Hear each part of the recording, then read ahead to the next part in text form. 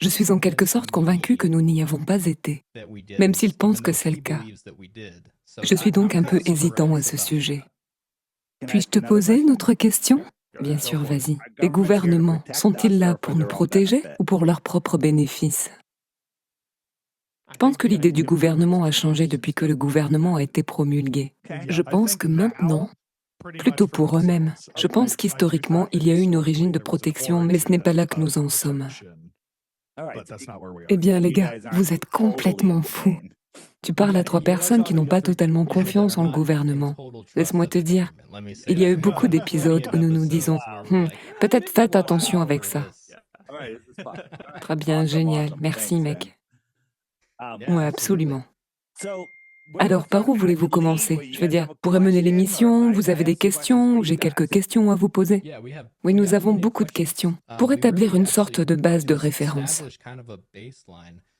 L'un des points que tu as abordé lorsque nous nous sommes engagés pour faire l'interview parlait du fait de ne pas utiliser le graphique d'un disque plat flottant dans l'espace. Et je veux vraiment clarifier, juste pour que nous sachions ce que vous pensez qui se passe, à quoi ressemble le modèle. Oui, il y a donc des gens qui savent que la Terre est plane.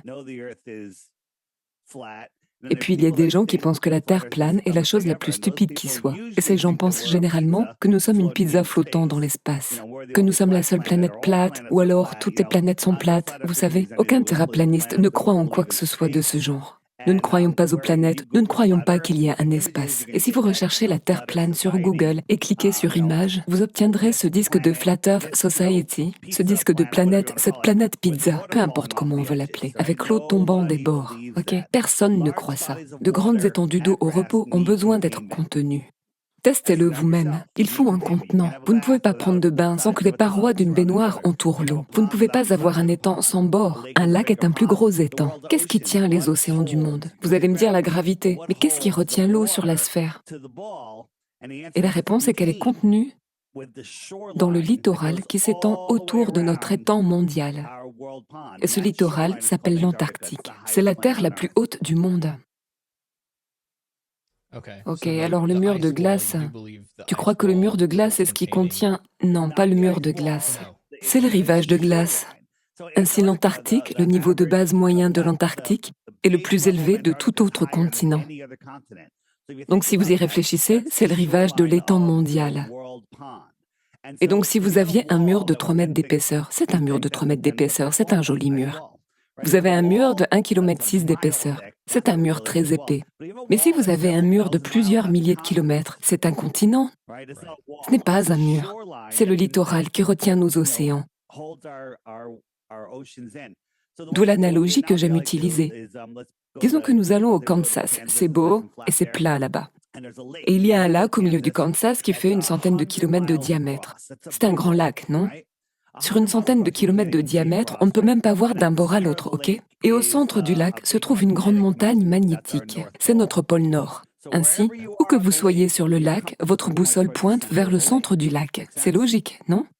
Jusqu'à présent, d'accord. Je pense que nous suivons. Alors disons que vous êtes à 40 kilomètres au large, vous avez l'impression d'être dans l'océan. C'est un grand lac. Vous ne pouvez pas voir. Vous allez juste voir l'eau tout autour de vous. Vous essayez donc de savoir où vous allez. Vous sortez votre boussole et l'aiguille de la boussole pointe vers le centre du lac, peu importe où vous vous trouvez. Donc si vous voulez aller à l'ouest ou à l'est, vous devez maintenir un angle de 90 degrés par rapport à ce point central.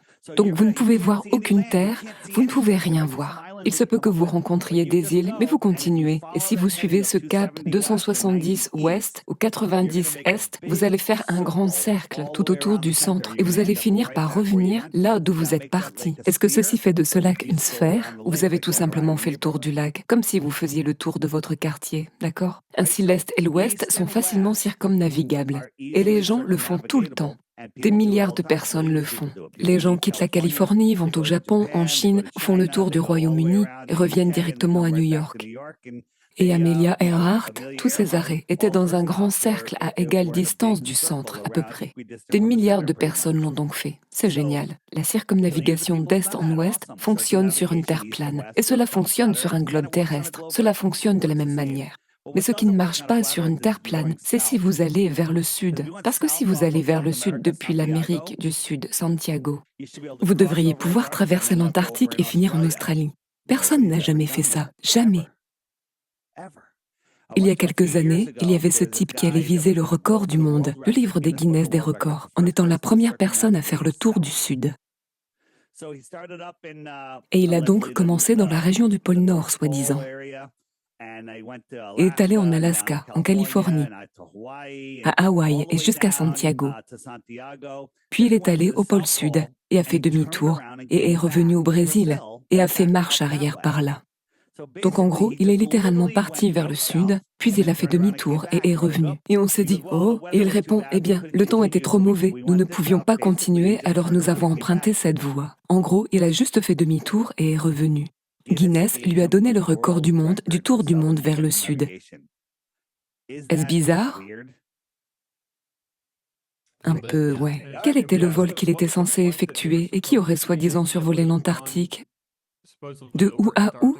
Santiago à où? Il n'y a pas eu de vol car personne n'avait jamais planifié le voyage de Santiago vers l'Australie ou la Nouvelle-Zélande. Personne ne fait jamais ça. Parce que sur la carte de la Terre plane, si vous regardez la carte de Gleason, qui est la meilleure carte que nous ayons, c'est une carte que toutes les organisations mondiales comme l'ONU et toutes les autres organisations qui contrôlent le monde utilisent. Mais c'est la carte utilisée dans tous les pilotes automatiques. C'est la carte utilisée pour toute planification de guerre. C'est la carte utilisée pour toutes les routes aériennes. C'est la carte qui était dans toutes les écoles et dans toutes les encyclopédies jusque dans les années 1950. Puis les Rockefeller l'ont supprimée et vous n'en avez pas entendu parler. Donc, quand on regarde à cela, ça a du sens. Ainsi, personne ne va jamais vers le sud et ne revient de l'autre côté du monde. Eh bien, si la Terre était un globe, quelqu'un l'aurait déjà fait. Cela n'a pas été fait. Cela ne prouve pas qu'elle soit un globe, ni qu'elle soit plane. Mais c'est bizarre. C'est bizarre que personne ne l'ait jamais fait. Et quand ils le font, oh mais vous pouvez lever les yeux, il y a une bouée drone qui a navigué autour de l'Antarctique. Ce qui est ridicule. Cela ne peut même pas arriver. La course de voiliers en Antarctique, qu'ils organisent tous les 2 ans. Ah oui, j'allais aborder ça. Oui, ils ne s'approchent pas de l'Antarctique. Ils ne peuvent même pas voir l'Antarctique. Ils sont comme à 50 degrés sud, 40 degrés sud à certains endroits. Et même sur leur site web, la dernière fois qu'ils l'ont fait, il y a cette étape de la course depuis l'Afrique, autour de l'Antarctique, puis vers l'Amérique du Sud. Cette étape, qui est une grande étape, faisait 51 500 km selon la course. Attends une minute. L'équateur ne fait que 40 075 km. Comment le simple fait de faire le tour de ce petit continent de 21 000 km s'est-il avéré faire 51 500 km? Et puis, il lui restait encore 16 000 km à parcourir pour terminer la course. Comment font-ils le tour de l'Antarctique et créent-ils un cercle plus grand que l'équateur? Bizarre. Ouais. Peux-tu expliquer cela d'une autre manière? Je n'ai pas pu suivre. Donc, si vous regardez l'Antarctique sur un globe, c'est un continent situé au bas du globe. C'est une sorte de continent circulaire. Et on nous dit qu'il a une circonférence d'environ 16 à 20 000 km. Donc si vous voulez en faire le tour, vous parcourriez environ 20 000 km. Donc la course de voiliers en Antarctique, vous avez vu ces voiliers? Ce sont les voiliers les plus high-tech au monde. Ils sont incroyables, d'accord? Ce sont les meilleurs voiliers du monde. Et ils disent que la partie de la course, qui représente environ les 2/3 de la course, faisait 51 500 km. N'oubliez pas que l'équateur, qui est le plus grand cercle que l'on puisse tracer sur le globe, ne mesure que 40 075 km.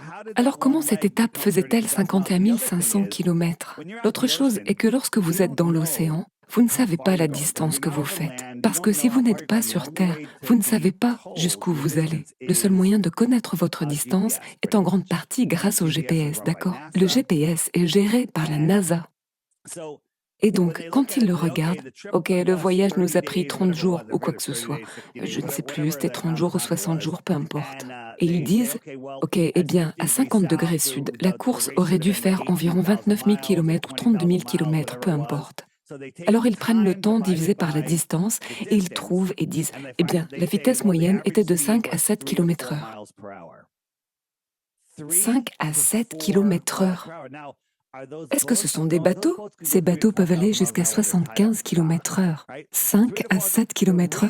La raison pour laquelle cela apparaît ainsi est qu'ils parcourent une distance beaucoup plus grande que ce qu'on leur dit. Et donc nous avons eu au moins un de ces capitaines de voiliers qui est venu dans nos émissions en disant « Je sais comment ils trompent. La Terre est plane. Nous parcourons des distances beaucoup plus grandes. Ils utilisent la déclinaison magnétique pour cacher la Terre plane. Car il n'y a pas de déclinaison magnétique sur la Terre plane. Ce n'est que sur le globe qu'il y a une déclinaison magnétique. Ok, désolé, je parle beaucoup. Donc je vous laisse poser les questions. Ok, très bien. Et ça allait être ma prochaine question. Ces gens qui participent à cette course, est-ce qu'on leur ment ou est-ce qu'ils mentent? C'était ma grande question. Non, on ne leur ment même pas. C'est le GPS qui ment. Ground Positioning System, le système de positionnement au sol. Mais certains d'entre eux se rendent compte que d'autres personnes disent « Oh, tu sais, je suppose qu'il y avait un gros courant. Vous connaissez ces gars-là. Leurs bateaux vont parfois à 30-50 km/h, mais la vitesse moyenne est de 5 à 7 km/h si on prend le temps et la distance qu'ils ont parcouru. » C'est difficile pour eux de s'en rendre compte, parce qu'ils se disent « Eh bien, nous sommes allés à 60 degrés sud maintenant, nous sommes à 40 degrés sud et nous sommes là. » Ces gars-là, quand ils ont fini, ce sont des marins, d'accord? Ils ne sont pas là pour faire des maths, ils naviguent aussi vite qu'ils le peuvent. Et je ne sais pas pourquoi ils ne parlent pas tous, quand ils voient ceci, qu'ils sont à 4 ou 5 km/h.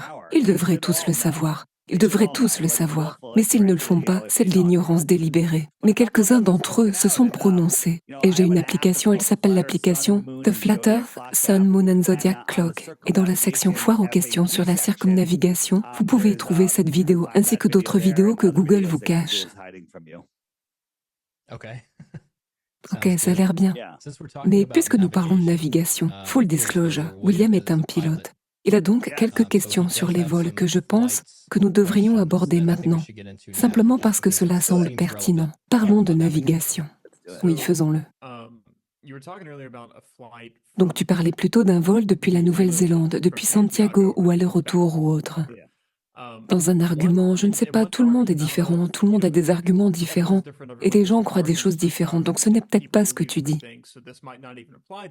C'est quelque chose que j'ai souvent entendu, c'est que les gens parlent de vols d'Auckland en Nouvelle-Zélande à Santiago, Chili.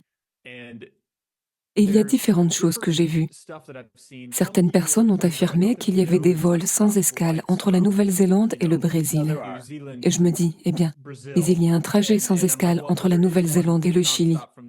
Et ils essayent de dire, eh bien, parce qu'ils doivent s'arrêter à Houston, et puis ils doivent s'arrêter ailleurs pour y arriver parce que c'est très loin. Mais il y a un vol sans escale et il prend 11 heures. Lequel? Il y a 14 heures de vol depuis Santiago. Alors, d'Auckland en Nouvelle-Zélande à Santiago au Chili, il y a un vol sans escale de 11 heures. Et je regarde les radars de vol parce que je suis constamment sur ce site web, quoi qu'il en soit. La dernière fois qu'il a effectué ce vol, il fallait 10 heures et 15 minutes d'Auckland vers la Nouvelle-Zélande ou vers le Chili. Parce que le vent, le jet stream, à cette période de l'année, cela l'aide à y arriver, évidemment. Mais il a tendance à durer environ 10h30. C'est le temps moyen. Mais selon le modèle de terre plane le plus reconnu, si vous deviez aller de la Nouvelle-Zélande au Chili, la distance toute droite serait de 22 500 km. C'est ce que dirait le modèle le plus reconnu de terre plane. 22 500 km. Donc pour que ce vol soit possible en moins de 11 heures, il faudrait qu'il aille à 2000 km/h, ce qui n'est tout simplement pas possible. Ma question est donc la suivante. Comment rectifiez-vous cela en termes de... Comment cela est-il rectifié? Non, non, c'est bon. Et encore sur l'application, dans la section Foire aux questions, il y a les vols vers le sud, Southern Flights. Et il y a des tonnes de vidéos. Pour répondre à ta première question sur le vol qui n'existe pas au début, lorsque nous en avons entendu parler pour la première fois, nous nous sommes dit oui, ce vol n'existe pas. Et puis nous avons eu Max Hagen, qui est un chercheur de vérité. Il n'est pas terraplaniste. Il dit « Eh, je prends le vol direct de Santiago à Auckland. Montrons que le vol existe. » Nous l'avons donc diffusé en direct à l'aéroport. Montant dans l'avion, l'avion a décollé jusqu'à ce que nous perdions son signal. Ensuite, nous l'avons suivi pendant... C'était 14 heures, je crois, à ce moment-là. Et puis il a atterri, et dès qu'il a pu, il s'est reconnecté au live stream que nous n'avions jamais coupé, prouvant qu'il était là. Car beaucoup de terraplanistes ne le croyaient pas en vol. J'étais, est-ce que cela existe? Et donc, l'autre chose qu'il a fait, c'est d'utiliser une boussole en partant. Je pense que c'était de Santiago à Auckland. Il aurait dû se diriger vers le sud, puis vers le sud-ouest. Mais les indications de sa boussole étaient vraiment bizarres. Il n'arrivait pas à comprendre. Mais ensuite, nous les avons cartographiées sur une carte terrestre plane et ils ont tracé une ligne droite de Santiago à la Nouvelle-Zélande. Ils ont littéralement tracé un chemin droit où il allait au nord-ouest, d'abord vers le nord, presque au nord, légèrement à l'ouest, puis au nord-ouest, puis à l'ouest pendant une seconde, puis à l'ouest, sud-ouest, puis au sud. Et littéralement, cela traçait une ligne parfaitement droite. Avec ses réglages de boussole, la réalité a tracé une ligne droite sur une carte terrestre plane. Et son dossier de siège avec l'itinéraire qu'il montrait indiquait qu'il se dirigeait tout près de l'Antarctique et qu'il n'en était pas proche. Et il ne pouvait pas le prouver. L'autre chose est qu'Elon Musk lui-même, était-ce Elon Musk ou Neil deGrasse Tyson? Elon, il a dit, les avions, quand vous dépassez les 12 ou 15 km d'altitude, avec la même quantité d'énergie, ils peuvent aller beaucoup plus vite. Même quantité d'énergie, ils peuvent aller beaucoup plus vite. Et nous savons qu'à 12 km, il y a des vents de 300 à 500 km/h qui forment un magnifique cercle autour de la Terre plane. Je ne suis pas tout à fait d'accord avec ça, car je sais pertinemment que ce n'est pas toujours vrai. Oui, tu as raison, ce n'est pas toujours vrai. C'est très rarement vrai. Eh bien, en fait, c'est assez souvent vrai. Mais êtes-vous monté à 12 km, 15 km d'altitude? Oui, je suis pilote d'entreprise. Je vole pour gagner ma vie. Très souvent, ces vols directs sont annulés à la dernière minute. Puis ils sont transférés vers un vol à 2 ou 3 escales à la dernière minute. Et c'est peut-être parce que les vents ne coopèrent pas. Parfois, il y a jusqu'à 5 heures de différence entre l'atterrissage et leur arrivée. Pour une raison quelconque, le vol a duré 5 heures supplémentaires. Nous pensons que les avions volent à 885 km/h. Je pense que c'est le Dreamliner, le vol Qantas. C'est un avion spécial. Et quand vous regardez cet avion, il y a 7 couches de peinture résistantes à la chaleur. C'est bizarre. Ok, donc ils volent plus haut. Ils ont des vents arrière et ils volent plus vite. Et nous avons fait le calcul, ils n'ont même pas besoin d'aller plus vite. Si l'avion volait à environ 1050 km/h avec un vent arrière de 320 km/h, vous y arriverez dans le bon laps de temps. Alors à quelle vitesse penses-tu qu'ils vont réellement? Je ne sais pas, la vitesse au sol ou la vitesse anémométrique? De laquelle parlons-nous? Parlons de la vitesse anémométrique une seconde, puis ensuite nous parlerons de la vitesse au sol. À ton avis, à quelle vitesse va-t-il? Je ne sais pas, 960 km/h peut-être? Mais comment cela rectifie-t-il en compensant les autres, tu sais, 1200 km/h qu'il faudrait qu'il fasse? Eh bien, vous n'êtes pas obligé d'atteindre 1200 km/h. Encore une fois, nous pourrions passer toute l'émission à en parler. Ou vous pouvez aller sur mon application, accéder à la foire aux questions et accéder au vol du Sud. Tous les calculs ont été faits pour vous. Nous montrons les cartes de vent en direct, nous montrons les trajets factuels, nous montrons les lectures de la boussole, nous montrons le tout, et cela est parfaitement logique. Quel est le nom de ton application? L'application est The Flat Earth Sun Moon and Zodiac Clock App. Allez simplement sur flatearthdave.com, flatearthdave.com. Tout y est, la divulgation complète. L'application coûte 3,19 €, d'accord? Une seule facturation à vie. Il est possible de prendre un abonnement pour avoir accès à d'autres choses dont vous n'avez pas besoin. Si vous voulez simplement la foire aux questions et toutes les ressources, c'est là à 3,19 €. Et j'offre 3 bitcoins en passant pour une preuve de globe. Pas une démystification de la Terre plane, juste une preuve de globe. 3 bitcoins, cela fait environ 120 000 $ aujourd'hui. Si j'installe un ballon météo et que j'obtiens une photo de la courbure, est-ce que ça compte? Non, car à quelle hauteur vas-tu l'envoyer? Car à 37 km d'altitude, il n'y a pas de courbure. L'horizon s'élève à la hauteur des yeux. Si vous regardez le saut Red Bull, sa caméra intérieure, ce n'était pas du fisheye, la seule qui n'avait pas de lentille fisheye. Au fur et à mesure qu'il montait, l'horizon apparaissait et nous tracions une ligne sur l'écran. Et puis à 39 km, l'horizon était en fait exactement à la même hauteur, voire un peu plus haut. Et c'est donc un peu bizarre, car plus vous montez sur un ballon, plus vous pouvez voir loin. Plus vous voyez loin, plus l'horizon doit baisser. L'horizon est une chose optique où la perspective de nos yeux ronds rapproche le ciel et la terre. Mais sur un ballon, le sol devrait plonger 37 km. Vous savez, dans un avion, pensez à ceci. Tu n'y as probablement jamais pensé, William. Disons que tu voles à 12 km pour une raison quelconque, n'est-ce pas? 12 km. Tu es en altitude de croisière à 12 km. Ton horizon est à 390 km, selon les mathématiques du globe. Tu peux aller vérifier tout ça plus tard, mais je l'ai fait, ok? Donc 390 km. Alors si tu mesures 1,82 m et que tu es debout au bord d'une eau parfaitement calme au sol, ton horizon n'est qu'à 5 km. En es-tu conscient? Oui, en fait, j'en suis très conscient. D'accord, à 5 km. Mais on peut voir la surface de l'eau sur des dizaines et des dizaines de kilomètres au-delà. C'est un autre problème. Mais à 390 km, l'horizon. Si tu essayes de regarder un objet au sol à 390 km, il se trouverait à 12 km sous l'horizon physique sur un globe.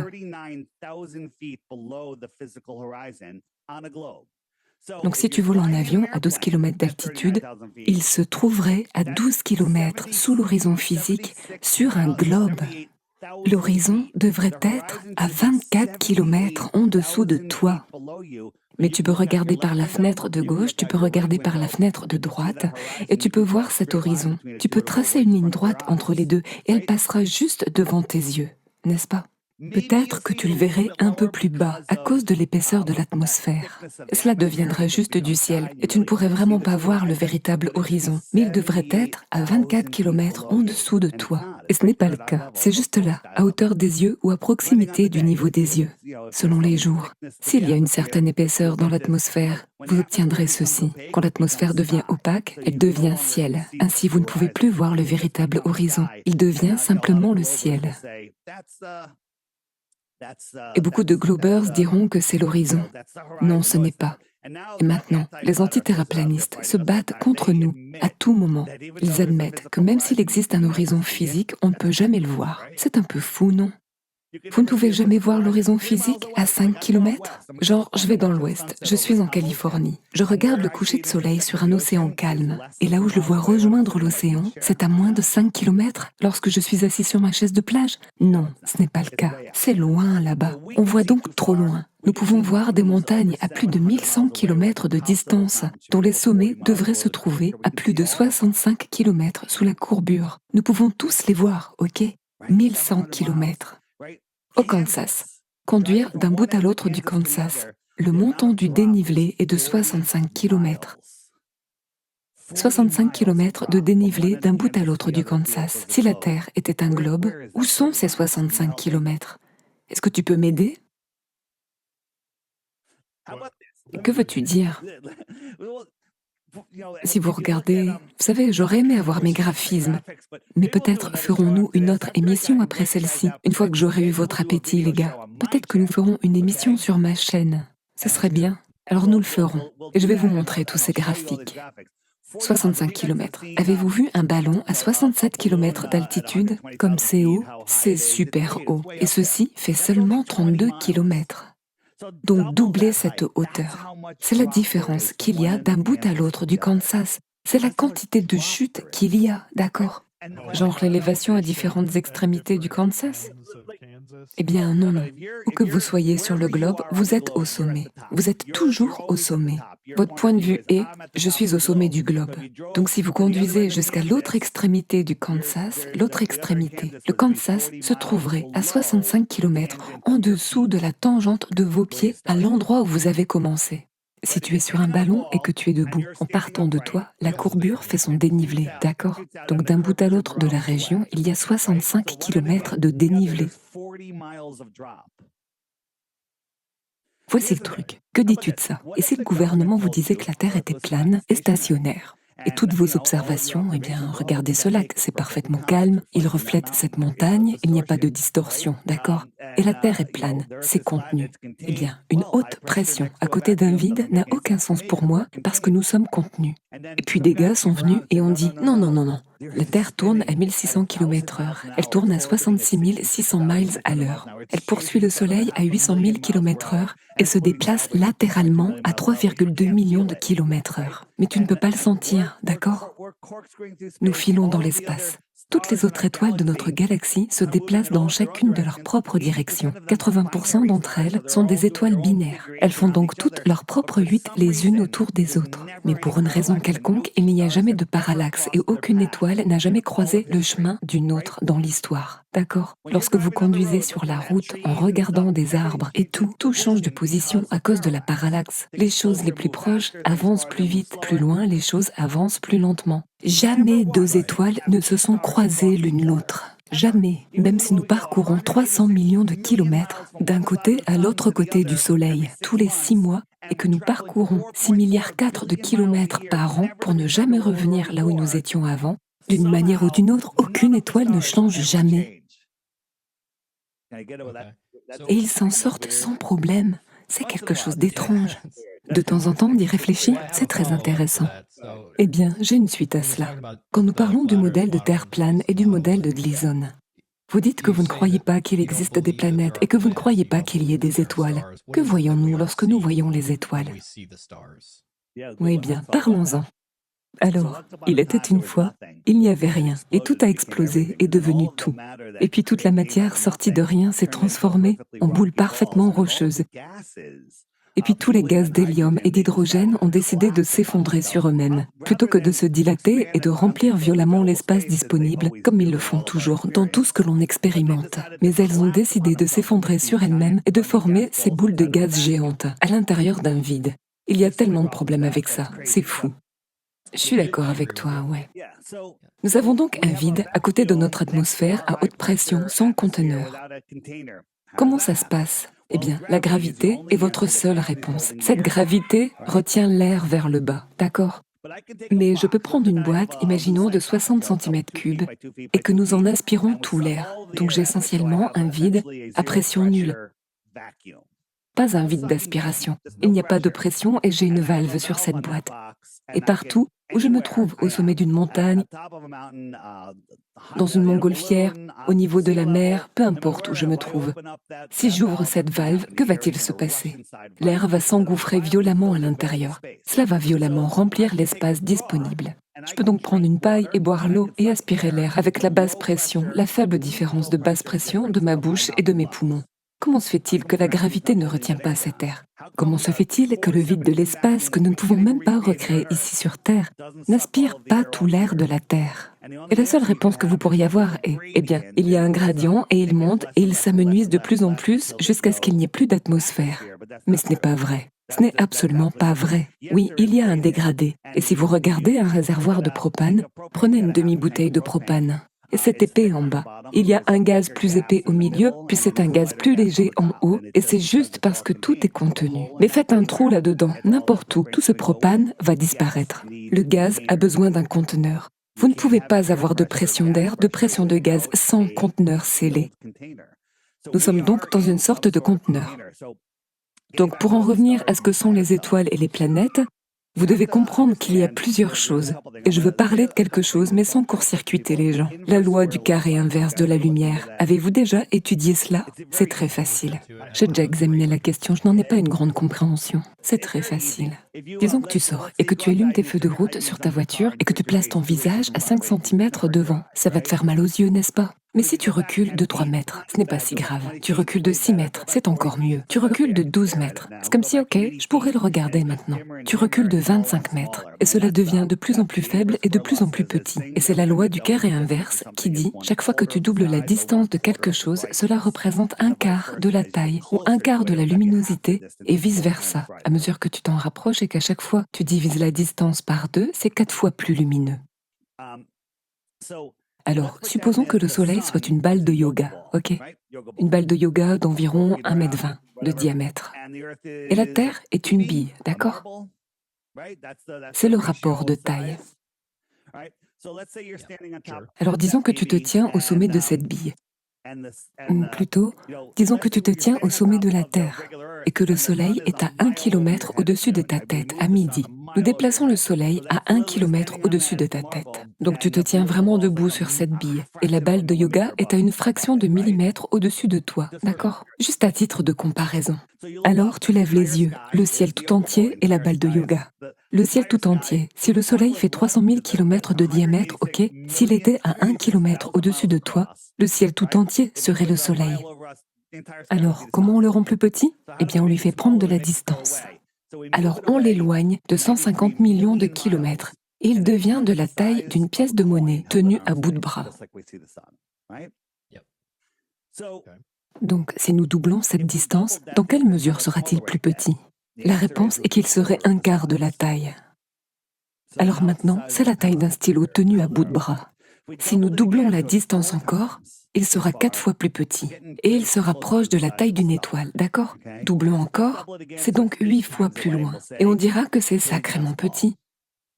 Je ne pourrais peut-être même pas le voir, mais 8 fois, c'est à 1 heure-lumière. Car on nous dit que le Soleil est à 8 minutes-lumière. 8 fois 8 font 64. Nous appellerons cela 1 heure-lumière. À 1 heure-lumière, le Soleil serait aussi petit qu'une étoile. Mais soyons un peu prudents. Rendons-la 24 fois plus lointaine. 24 fois plus loin. Il est désormais scientifiquement prouvé que sa taille angulaire serait trop petite pour que l'œil humain puisse le voir à une journée-lumière. À quoi cela nous sert-il? Eh bien, ils nous disent que Polaris, notre étoile polaire, tout le monde dans le Nord peut voir à l'œil nu, est 48 ou 46 fois plus grande, peu importe. 48 fois plus grosse que le Soleil. Alors ils nous disent les tailles. Le Soleil est 400 fois plus grand et 400 fois plus loin que la Lune. C'est pourquoi lorsqu'on les regarde, ils ont la même taille. C'est ce qu'on appelle l'invariance de dimensionnement. Donc si nous prenions Polaris et la placions à 48 jours-lumière, nous ne pourrions pas la voir. Et de loin. N'oubliez pas que le Soleil est à 1 jour-lumière. Eh bien, 48 fois plus grand, 48 fois plus loin. Ce serait trop petit pour voir. 48 années-lumière, il n'est même pas à 2 mois-lumière. Mettez-le à 1 année-lumière et je ne peux pas le voir. À 100 années-lumière, 200 années-lumière, 300, 433 années-lumière, et je pourrais la voir à l'œil nu? Vous ne réfléchissez pas. On ne vous a pas appris à réfléchir à ce genre de choses. On ne vous a jamais communiqué cette information. C'est la preuve scientifique que vous ne pouvez pas la voir. Eh bien, la lumière parcourt des milliards de kilomètres et des milliards d'années. Non, la lumière se diffuse. Même les lasers finissent par s'étaler, d'accord? Si j'avais un ballon et que je mets un petit peu d'air dedans, et disons que le caoutchouc est léger et que je le gonfle à 60 cm de large, ce caoutchouc va devenir assez fin. Si je le gonflais jusqu'à 1 kilomètre de large, pourriez-vous même voir le caoutchouc? Resterait-il quelque chose? D'accord? Tout s'étend dans toutes les directions. Cela deviendrait donc de plus en plus faible. Donc, en ignorant le problème de luminosité, vous ne pourriez pas voir Polaris à 2 mois-lumière, et j'arrondis, donnant au globe tout le bénéfice du doute. Ils nous disent que c'est à 433 années-lumière. Je suis désolée, vous ne réfléchissez pas si vous vous penchez là-dessus. Passons maintenant aux planètes. Dans quels états êtes-vous? Nous sommes partout. Je suis dans le Tennessee, William en Caroline du Sud, David est dans l'Indiana. Nous sommes partout. Étiez-vous présent au débat à Nashville l'autre jour? Le grand débat sur la Terre plane, entre le pasteur Greg Locke et le pasteur Dean Odell. Non, je ne savais même pas que cela se produisait. C'était incroyable, mec, tu as raté quelque chose. Allez-y le regarder. Ouais, c'était époustouflant. Donc si vous avez levé les yeux, Jupiter était dans le ciel. C'est très lumineux. Comparé à une étoile, elle est plus brillante que n'importe quelle étoile dans le ciel. Elle était juste à côté de la Lune il y a environ une semaine. Est-ce que vous l'avez déjà vu? C'est vraiment brillant. Alors dites-nous, Jupiter est faite de gaz. De gaz sale qui tourne. Donc des gaz. Une boule de gaz dans le vide spatial. Nous avons ce problème. Je veux dire, il y a des gens qui disent « Dave, pourquoi tu parles de ça? Parce que vous ne pouvez pas avoir de gaz dans le vide. » Et je me dis simplement, eh bien, nous devons procéder étape par étape, parce que chacun a son processus d'apprentissage. Jupiter est donc 65 millions de kilomètres plus loin du Soleil que nous. Quelque chose de fou. C'est peut-être même beaucoup plus loin que ça. Mais si vous écoutez la NASA dit que si vous étiez sur Jupiter, le Soleil serait au mieux comme une grande étoile. Il serait plutôt petit. Vous devez donc croire que ce Soleil lointain, vous êtes sur Jupiter en ce moment, ce petit Soleil dans le ciel éclaire les gaz sur Jupiter. Il se reflète sur cette surface non réfléchissante et remonte jusqu'à nos yeux ici sur Terre. Et nous la voyons aussi brillante que le Soleil. Je veux dire, quand tu regardes Jupiter dans le ciel, elle est aussi brillante que le Soleil. Elle est juste plus petite. Comment ça se fait? Ce n'est pas ce qui se passe. Nous voyons des lumières dans le ciel. Quelles sont-elles? Je ne sais pas. Elles portent toutes des noms de Dieu. Je ne sais pas ce qu'elles sont, et personne ne sait ce qu'elles sont. Et ni un héliocentriste et ni un terraplaniste ne savent ce qu'elles sont. Mais on sait ce qu'elles ne sont pas. Elles ne sont pas des boules de gaz en feu. Elles ne sont pas des boules de gaz tout court qui réfléchissent la lumière du Soleil du côté où elles sont brillantes, aussi brillantes que le Soleil. L'autre chose est qu'ils nous disent que Jupiter a plus de gravité que toutes les autres planètes réunies. Et Jupiter est composé à 99% d'hélium et d'hydrogène. D'hélium et d'hydrogène. Quelle quantité d'hélium et d'hydrogène défie la gravité ici sur Terre? De combien en avez-vous besoin avant qu'elle ne décide de s'effondrer sur elle-même et de créer de la gravité? Vous avez une réponse? Est-ce que vous avez de l'eau, les gars? Buvez un peu d'eau, parce que je vous nourris avec une foutue lance à incendie d'informations. Et j'ai conscience que je vous brise vos paradigmes, mais ça va aller. Écoutez, j'ai vécu ça, mais je n'avais personne d'instruit pour m'aider à traverser ça. J'ai dû le faire tout seul, au fil du temps. Tu es comme notre Sherpa de la Terre plane. Écoutez, ne croyez rien de ce que je vous dis. Vous devez aller vérifier cela vous-même, et vous le pouvez. D'accord? La seule chose que vous ne pouvez pas vérifier, c'est tout ce que dit la NASA, parce qu'elle est la seule autorisée à y aller, d'accord? Tout ce qu'ils disent, vous savez. Mais nous pouvons vous montrer tous les stratagèmes que la NASA utilise sur la fausse station internationale. Nous pouvons vous montrer ça, qu'ils utilisent des écrans verts, des câbles, de la réalité augmentée. J'ai vu certaines de ces vidéos et elles sont très intéressantes sur l'ISS. Oui, il y en a tellement de nouvelles maintenant. Ils se trompent à gauche, à droite. L'autre jour, le live stream de l'ISS, il y a littéralement 2 jours. Le tournage de l'ISS était en live. Il survolait l'océan Indien. Il y avait une ligne parfaitement droite qui s'étendait sur plus de 8000 kilomètres. Problème numéro 1, 8000 kilomètres, c'est qu'il y a trop de courbures pour voir une ligne longue de 8000 kilomètres. Mais depuis les terres émergées, c'était plus de 8000 kilomètres, parfaitement droit.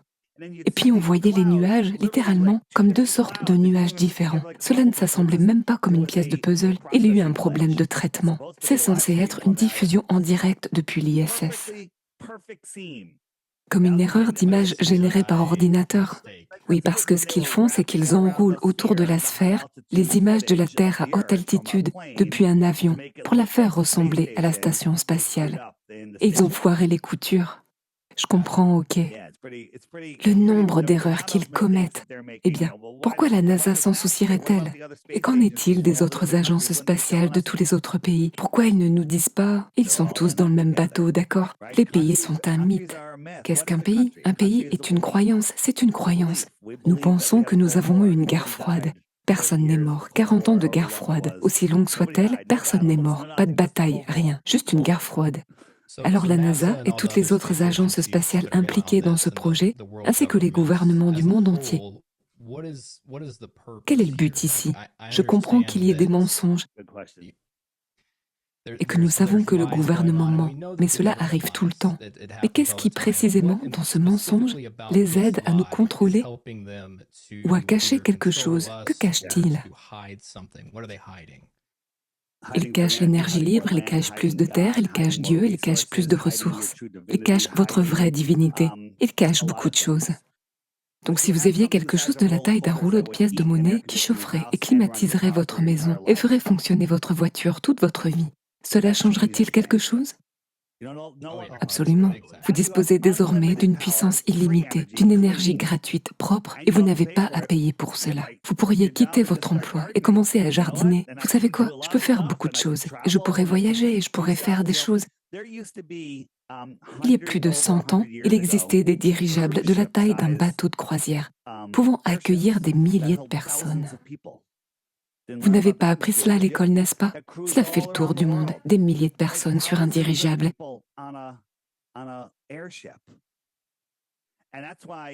Et c'est pourquoi ils ont diabolisé l'hydrogène avec le Hindenburg. C'était d'ailleurs une opération psychologique. Et puis la NASA possède toutes les sociétés d'hélium dans le monde, pour 2 raisons.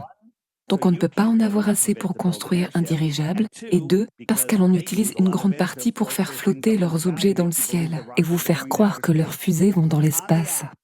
Sur l'application sur flatearthdave.com, si vous allez sur la page Plus de ressources, qui est l'onglet avec la toile d'araignée, cliquez sur Rocket Balloons et regardez ces vidéos. Et apportez vos mouchoirs, parce que vous allez perdre toutes vos croyances sur l'espace et Star Wars. Tout est fini, d'accord? Et puis vous allez comprendre qu'on n'est jamais allé sur la Lune. Ils nous mentent. Mais tout est question de contrôle. Il y a un livre dans la section livres de l'application. Il s'appelle The Iron Republic. Et vous pouvez aller regarder sur YouTube une chaîne appelée Morgile Reddit. Il a fait un excellent travail. C'est une vidéo de 5 heures et elle parle d'un homme politique de la fin des années 1800 qui en a eu marre de la politique à New York. Il a vendu sa maison, tout vendu, acheté un gros navire et est parti explorer. Il a fait le tour de l'Antarctique et il a trouvé une crique. Il y est entré. Il la suit. Ensuite, ils sont de retour dans l'océan. Il est resté perdu en mer pendant 3 mois. Aucune des étoiles n'avait de sens. Il n'arrivait pas à comprendre où il se trouvait. Et après environ 3 mois, ils ont vu de la terre. Oh mon Dieu, de la terre! Oh, une ville, non? Et ils arrivent en ville la nuit, alors ils attendent le matin. Et ils voient la ville. C'est comme ça que ça se passe. Mais il n'y a aucun bruit venant de la ville. Mais ils peuvent la voir. Il n'y a pas de bruit. Et ils attendent. Et le matin, un bateau est sorti. Le gars parlait anglais. Hey, hello, bonjour. Et où sommes-nous? Les gars savent. Où sommes-nous? Il dit, eh bien, vous êtes en République de fer. Ils disent, nous venons d'Amérique. Où est la République de fer? C'est de l'autre côté de l'Antarctique, à peu près à la même distance que l'Amérique. Il n'a pas bien compris. Cela a été publié en 1901. Il y a des écrans plats, des voitures flottantes, un type de gouvernement complètement différent, tout simplement une toute autre chose. Pour faire court, il a vécu là-bas pendant 10 ans. Il est tombé amoureux d'une femme, s'est marié, et 5 ans plus tard, elle est décédée dans un accident ou quelque chose du genre. Il a été tellement désemparé qu'il a récupéré son navire et est retourné en Floride. Il a raconté l'histoire et l'a publiée dans le magazine Florida, dans une série d'articles. Il a dit qu'il avait des tonnes de preuves, mais encore une fois, je ne les ai pas vues. Est-ce que tout est dans l'article qu'il a écrit? C'est là-dedans, mais voici le problème. Le livre entier est là, et à la toute fin du livre, le style d'écriture a changé. C'est du genre, mais qui a écrit ce dernier chapitre? Et vous ne trouvez pas un seul exemplaire physique du magazine Florida. C'est vraiment bizarre. De nos jours, on peut trouver sur eBay avec Internet, on peut trouver n'importe quoi. On ne trouve nulle part un seul exemplaire de ce magazine. C'est un peu fou. Comment a-t-il pu traverser les côtes de l'Antarctique? S'il a pu passer de l'autre côté, comment a-t-il pu le faire avec un navire? Oui, en fait, nous ne croyons pas que l'Antarctique fasse le tour complet. Il y a quelque chose qui s'appelle The Summer's Gate, la porte de l'été. Si vous regardez une vue aérienne du musée Getty, où se trouve ce musée? Au Royaume-Uni? Je ne sais plus exactement où c'est. Mais ils ont cet aménagement paysager fou, et c'est comme une fleur de vie. Ensuite, il y a cet étang qui contient la terre plane. Et puis, il y a cette ouverture, si on regarde une de nos cartes, qui montre la porte d'été. Elle est au même endroit, et c'est comme un passage. C'est peut-être pour cela qu'ils s'inquiètent autant du réchauffement climatique, parce que peut-être que davantage de ces passages s'ouvrent à certains moments, dans certaines zones. Pensez-y. J'adorais l'espace, oh mon Dieu, Star Wars et les autres planètes et des trucs comme ça. L'histoire de Star Wars est littéralement une histoire qui n'a de sens que sur une terre plane, où nous avons d'autres étangs. Vous vous souvenez que nous avions notre étang au Kansas? Vous êtes à 40 km du rivage. Vous ne pouvez pas voir le rivage. On ne voit pas la montagne au centre. Vous faites un grand cercle. Vous revenez directement à votre point de départ. L'est et l'ouest vous y mèneront. Mais maintenant, vous allez vous diriger vers le sud. Dans quelle direction est le sud? Le sud correspond à toutes les directions éloignées du centre. Peu importe où vous êtes sur le lac. Disons que je suis d'un côté de la montagne. Vous êtes de l'autre. Et nous nous dirigeons tous les deux vers le sud. Nous nous éloignons l'un de l'autre, mais nous nous dirigeons tous deux vers le sud, car nos boussoles pointent vers le centre du lac. Est-ce que ça fait sens?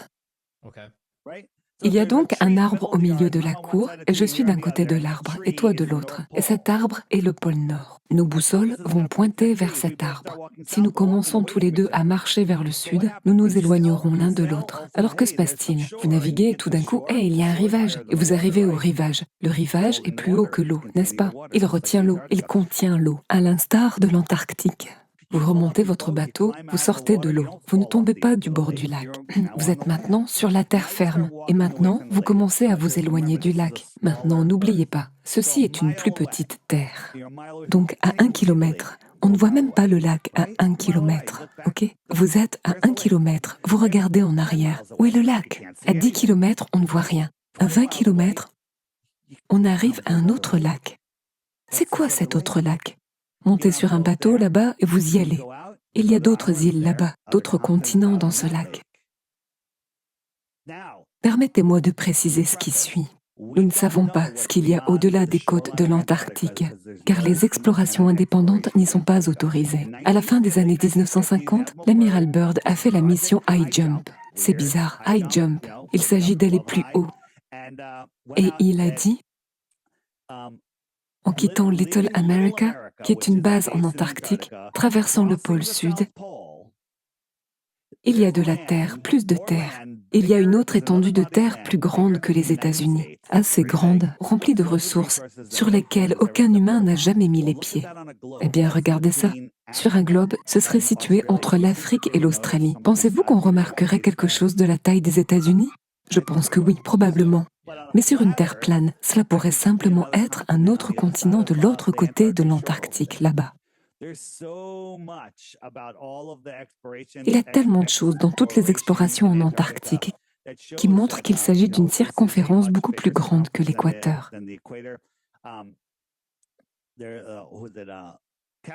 Le capitaine Cook a tenté de faire 3 fois le tour de l'Antarctique. Cela lui a pris 3 ans et demi à chaque fois. Et il a parcouru plus de 110 000 kilomètres. Cela ne fonctionne pas sur un globe. Penses-tu, c'était après que l'amiral Byrd ait fait ça? Il est décédé 6 mois plus tard. C'est bizarre, dans son sommeil. Un jeune gars. Mais le capitaine Cook, est-ce que c'était après l'amiral Byrd? C'est une excellente question. Tu sais quoi? Je me trompe dans les dates. Eh bien, la raison pour laquelle je pose la question est que je suis simplement curieux de savoir si l'amiral Byrd a été capable de trouver un passage comme celui-là et qu'un gars passe 3 ans à faire la même chose et ne trouve jamais ce passage. Est-ce que cela signifie que quelqu'un le couvre? Il n'y est tout simplement pas entré. Je veux dire, peut-être que c'était juste une crique et qu'il essayait juste de faire le tour du monde. Et il s'est dit, je n'entre pas là-dedans. Ou peut-être que ce passage s'est recongelé. Si vous regardez certaines de mes vidéos sur ma chaîne des ITRH, nous avons découvert que si nous utilisons les sites de suivi des navires, nous pouvons voir des navires qui se trouvent à 900, 1000, 1200 mètres à l'intérieur du littoral de l'Antarctique. Comment se trouvent les navires à 1200 mètres ou 1500 mètres à l'intérieur du littoral de l'Antarctique? À moins qu'il y ait des passages. Où trouves-tu les informations, les photos des navires à l'intérieur des terres? Allez sur shiptracker.com. Ils vont et viennent tout le temps et ils sont là. Et j'ai des vidéos du site. Quand nous ferons une autre émission, je vous montrerai ce genre de choses. Je regarde marinetraffic.com tout de suite. Je n'ai pas vu shiptracker.com, mais j'ai découvert Marine Traffic en recherchant cela. Et je vois qu'il y a des bateaux de pêche à l'intérieur des terres de l'Antarctique. Ce sont toujours des bateaux de pêche. Ceux-ci ne montrent pas d'où ils viennent, ni de quel port ils sont partis. Mais c'est intéressant. Oui, nous pouvons y passer des heures. Je pourrais vous montrer toutes sortes de choses, mais j'essaye de parler au public qui écoute. Nous essayons d'avoir une idée générale ici. Et il y a beaucoup d'aspects à cela. Laisse-moi revenir un petit peu en arrière sur les trucs de la NASA. Donc les fusées, eh bien, la plupart sont de SpaceX maintenant. Penses-tu qu'Elon Musk fait la même chose que la NASA, qu'il fait avec des ballons à l'hélium, les faisant ressembler à des fusées et en les envoyant quelque part à l'horizon, comme on peut le voir à l'œil nu? Ils sont très malins dans leur façon de procéder. Ils le font de plusieurs manières différentes. Parce que vous vous dites, eh bien, ça ne peut pas être de l'image générée par ordinateur, et ça ne peut pas être de l'hélium. Ils lancent des miniatures. Il n'y a jamais personne sur une fusée, d'accord? Sauf Matt Matthews, qui a tenté de sauter un canyon avec un moteur à vapeur. Et il avait un autocollant sur sa fusée qui disait « Research Flat Earth ». Faites vos recherches sur la Terre plane. Parce que certains terraplanistes ont payé pour un panneau d'affichage. Puis tous les médias du monde ont dit « Un homme fou se suicide en essayant de prouver que la Terre est plane en sautant à 550 mètres ». C'est une histoire stupide, parce que tirée dans un immeuble bien plus haut que ça. Encore une fois, pourquoi les médias, pourquoi le grand public aurait-il constamment besoin de nous créer des hommes de paille? Neil deGrasse Tyson dit « Je n'ai pas le temps de parler aux terraplanistes ». Mais depuis 6 ans, il a fait vidéo après vidéo d'hommes de paille, disant des choses sur nous, tous les terraplanistes. Et si la Terre s'élevait à une vitesse de 9,8 mètres par seconde, elle devrait accélérer et atteindre une vitesse infinie en un rien de temps. Aucun terraplaniste ne croit que la Terre s'élève vers le haut. Sauf ceux qui utilisent les sophismes d'hommes de paille sur la Terre plane disent ça. D'accord? Et nous en avons un peu parlé au début. Mais nous sommes sur la Terre plane avec le dôme. Nous avons une atmosphère. Il y a quelque chose. Qu'y a-t-il au-delà de ça? Qu'y a-t-il au-delà de l'atmosphère? Nous avons expliqué que nous ne pouvons pas vraiment dire de manière concluante ce qu'est une étoile ou une planète. Elles sont censées refléter la lumière du soleil. Où sommes-nous? Genre, qu'est-ce qu'il y a en dehors, au-delà? Et qu'est-ce que le soleil? Si ce n'est pas ce que la NASA nous a dit, qu'est-ce que c'est? Ce sont d'excellentes questions. Et le fait est que la seule chose que l'on puisse dire à propos des luminaires dans le ciel, le soleil, la lune, les étoiles et les autres choses autres que les avions que nous savons ce qu'ils sont, c'est que ce sont des luminaires. C'est la seule chose que vous pouvez honnêtement dire. Nous ne savons pas, d'accord? Je pense que le soleil que nous voyons, non physique, est littéralement comme un point concentré d'énergie à travers le firmament. Je crois que la source du soleil, quelle qu'elle soit, pourrait en être le créateur. Je ne sais pas.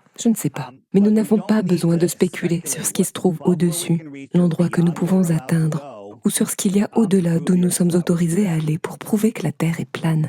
Nous pouvons le faire avec des lasers et des flashs de miroirs. Et nous pouvons prouver que la Terre n'est pas une boule de la taille qu'on nous dit. On peut voir des choses qui nécessiteraient que la balle ait un rayon d'environ 612 000 kilomètres. Quand ils nous disent que le rayon de la Terre est... Est-ce que vous savez ce que c'est? 6000 quelque chose? C'est moins de 6500 kilomètres, ok. Alors on nous dit que le rayon de notre balle est inférieur à 6500 kilomètres. On voit des choses qui nécessitent un rayon de 612 000 kilomètres. Il y a là un grand écart.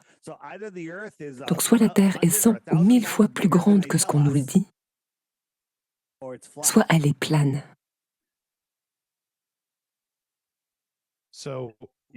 Et quand tu parlais plus tôt de... Je pense que tu avais dit qu'on l'appelait la porte d'été.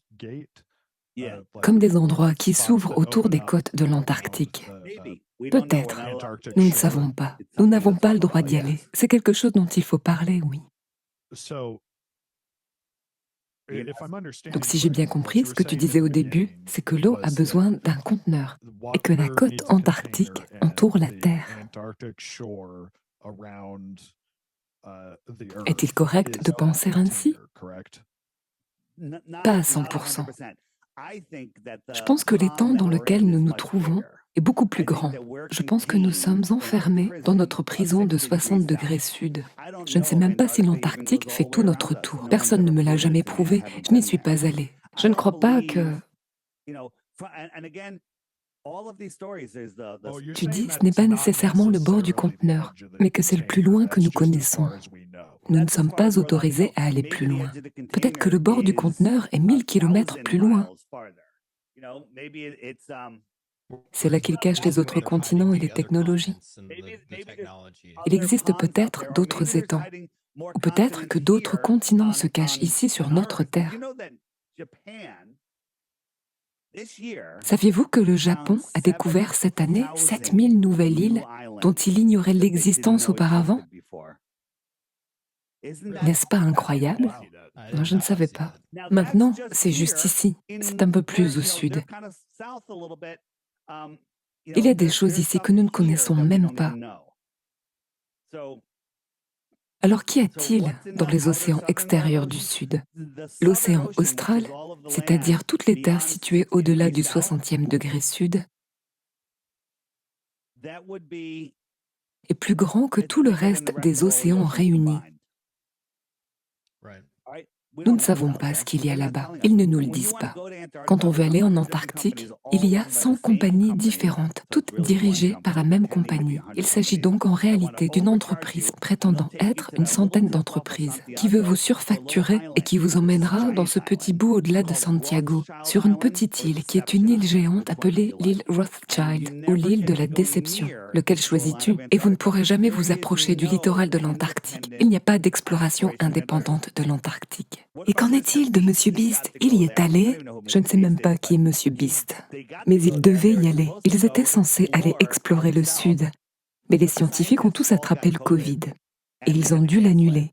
Alors ils sont arrivés en Antarctique et ils les ont renvoyés, tout comme le gars de Spider-Track qui était censé faire le tour du monde. Il a également fait demi-tour. C'est un peu bizarre qu'à chaque fois que quelqu'un essaye d'atteindre l'Antarctique, quelque chose se passe mal et qu'il ne soit pas autorisé à le traverser.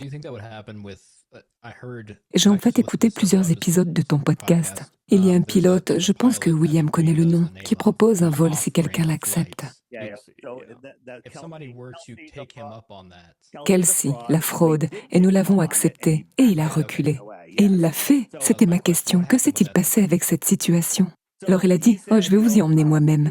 Vous pouvez vous engager avec ma compagnie. Et nous irons d'ici à ici et par ici. » Et il nous raconte quelque chose qui serait impossible sur une terre plane ou supposément impossible. J'ai oublié l'itinéraire exact. Alors nous avons dit, d'accord, nous en sommes. Et il dit, eh bien vous devez aller réserver vous-même. Tu veux bien nous aider? Quel est le nom de ton entreprise? Je ne peux pas vous dire le nom de mon entreprise. Et alors nous disons, mais nous pensions que tu allais nous y emmener. Et il dit, eh bien non, je ne suis pas un agent de voyage. Il a littéralement reculé et s'est enfui. Mais vous n'avez pas vu nos vidéos là-dessus car celles-ci sont cachées par l'algorithme de YouTube.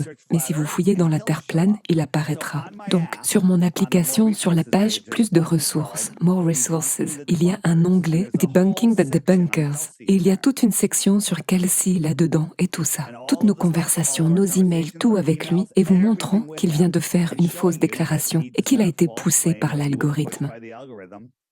C'est ce que j'allais te demander. Avez-vous les documents sur cette tentative qu'il a acceptée puis annulée?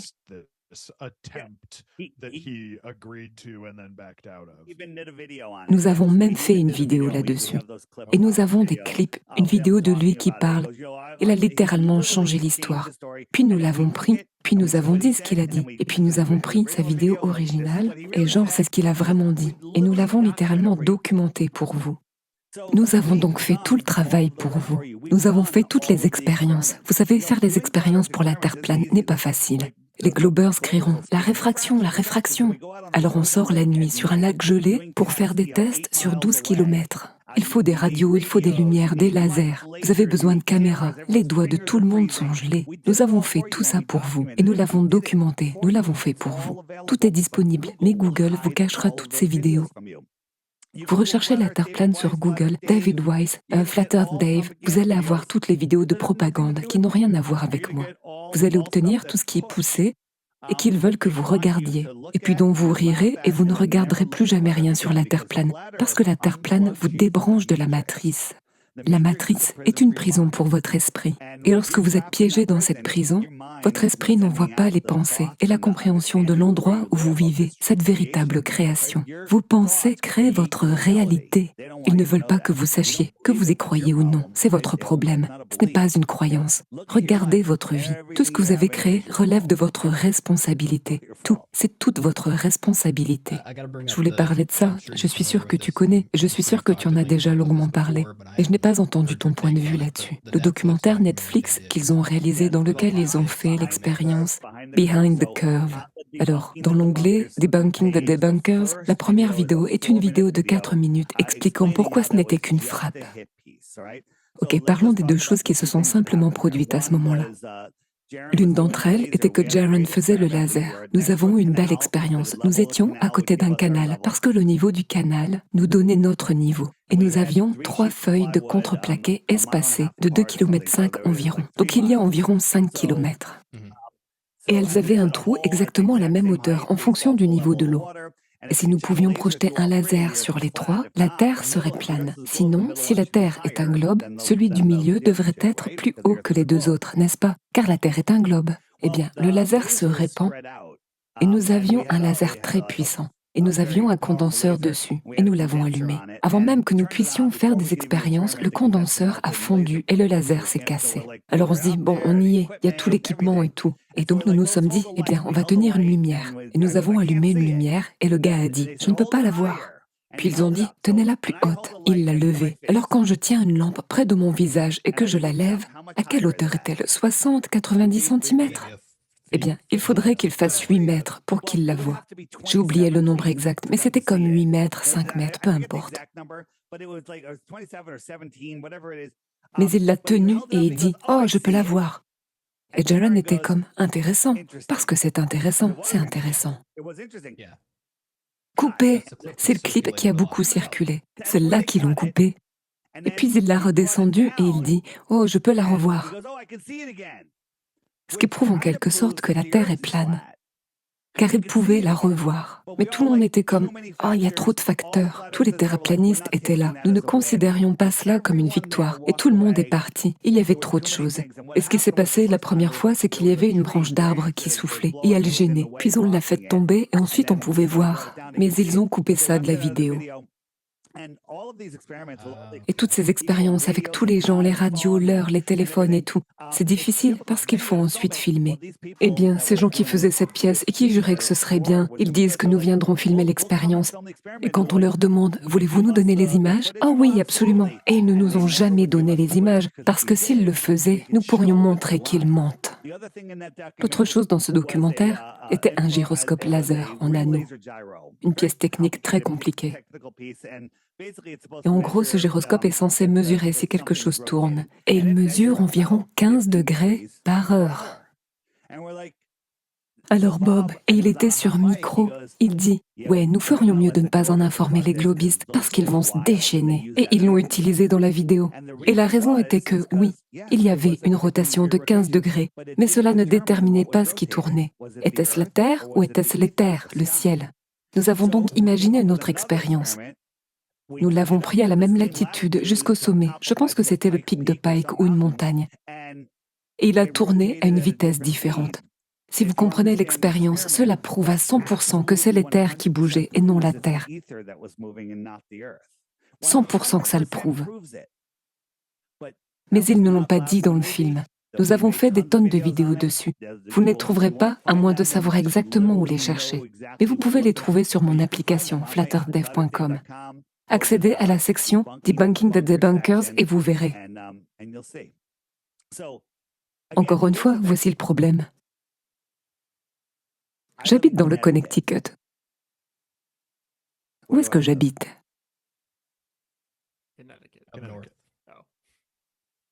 Le croyez-vous ou le savez-vous? Je le crois parce que tu l'as dit. Oh non, je le crois parce que tu me l'as dit. Mais je me suis souvenu aussi que plus tôt tu avais dit Californie. Alors je me demandais lequel. Alors, je ne pense pas avoir dit Californie. Je vis bien dans le Connecticut. Mais voici le problème. C'est si facile de croire n'importe quoi, de comprendre vraiment où vous vivez. Vous les gars, vous croyez que vous vivez sur une sphère, mais vous n'avez aucune preuve. Je sais qu'on ne vit pas sur un ballon. Et j'en ai la preuve parce que j'ai pris le temps 24 heures sur 24, 7 jours sur 7. Ces 7 dernières années, d'accord? Et c'est tout ce que je fais. Et aux gens qui disent « Oh, vous stupides platistes, vous ne changerez jamais d'avis. » Non, nous étions des globistes. Nous avons changé d'avis en fonction de nouvelles informations. Oui, j'aimerais en parler brièvement. Quels ont été tes moments de réalisation? Si tu veux bien en parler. Mon moment de réalisation a été les navires au-dessus de l'horizon. Parce que je vis sur l'eau, je suis un homme de l'eau. Et on nous a tous montré ce vaisseau remasterisé traversant l'horizon de haut en bas. Et il a disparu de bas en haut. Et puis Bill Nye, le gars de la ligne avec le nœud papillon, vous montre le ballon. Il prend ce modèle et il disparaît de bas en haut. Et nous vivons sur une boule et les bateaux disparaissent de bas en haut. Cela veut-il dire que si un bateau disparaît de bas en haut, nous vivons sur une boule? Non, parce que l'horizon est censé s'éloigner de vous en dénivelé, dans toutes les directions. C'est obligatoire s'il s'agit d'un ballon. Mais si vous regardez l'océan, c'est une ligne droite. Maintenant, nous voyons un cercle, mais un grand cercle plat, n'est-ce pas? Mais si vous regardez devant vous, ça devrait descendre tout autour, et si vous tournez sur vous-même, ce serait sous le niveau de vos pieds. Mais l'horizon est toujours au niveau de vos yeux, et vous voyez en cercle. Donc je vois toutes ces vidéos de bateaux partir, disparaître. Puis ils prennent leur caméra super zoom P900 et les zooment à nouveau. Et alors je suis partie acheter le P900 et un trépied. Et je suis descendue à la plage et je me suis assis. C'était une journée froide, claire et calme. Et j'ai zoomé sur une bouée qui se trouvait à un peu moins de 18 km. Cette bouée aurait dû être derrière 20 mètres de courbure. 20 mètres. Et je pouvais la voir. Et non seulement je pouvais la voir, mais je pouvais voir l'eau au-delà. Intéressant. Vous devez croire que tout se réfracte de manière parfaite. L'eau au-delà se réfracte jusqu'à 22 mètres. La bouée se réfracte jusqu'à 20 mètres. L'eau devant elle, à 1 mile devant elle, se réfracte jusqu'à 12 mètres. Tout se réfracte et s'arrête au niveau des yeux. Pour vous tromper dans tout ce que vos sens vous disent. Vous savez, la Terre est stationnaire, nous ne tournons pas. Partez en voiture, la route est parfaitement droite, une belle voiture, la meilleure voiture de tous les temps. Il y a un régulateur de vitesse réglé à 100 miles à l'heure. Prenez une assiette et remplissez-la d'eau. Maintenant, faites en sorte que cette voiture accélère ou ralentisse ou prenne le moindre virage. Que va-t-il arriver à cette eau? Elle va éclabousser tout de suite. Mais nous pouvons sortir et regarder des lacs qui reflètent des montagnes parfaitement calmes, à la perfection. N'est-ce pas dû à l'inertie? Alors, la Terre tourne et accélère et ralentit sur son orbite. Elle accélère et ralentit genre 80 miles à l'heure par jour. Ou j'ai oublié le chiffre exactement, mais c'est ridicule. Et on nous dit, mais on peut aller aux toilettes en avion et boire un verre d'eau.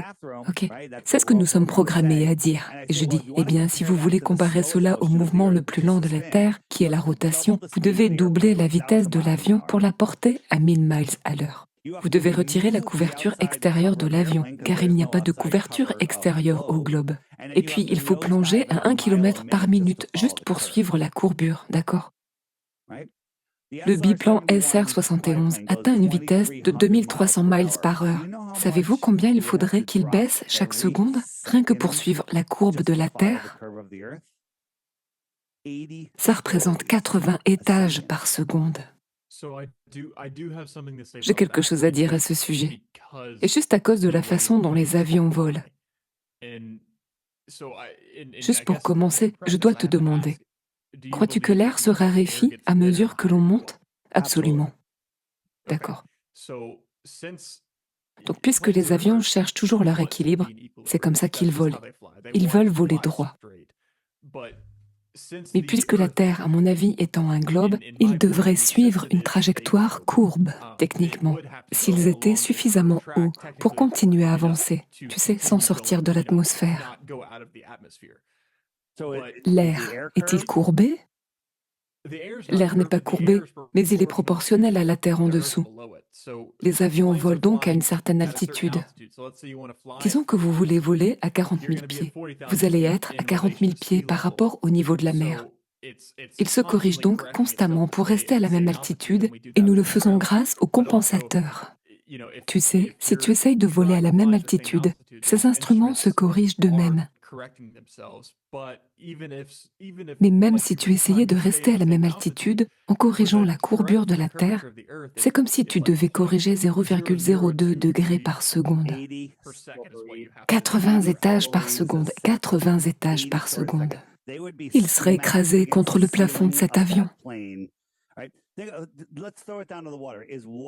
Lorsque vous êtes sous l'eau, c'est l'eau qui est courbée, sous l'eau, pas la surface de l'eau, parce que vous croyez que les océans sont convexes. Quand on peut mesurer cela, ils sont plans lorsqu'ils sont au repos. Mais quand on est sous l'eau est-elle courbée?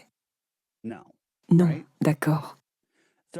Ainsi, les sous-marins, lorsqu'ils volent sous l'eau, parce qu'ils volent sous l'eau, essentiellement dans l'eau, ils ont les ailes déployées, ils volent à niveau avec la surface. Ils volent donc droit et de niveau.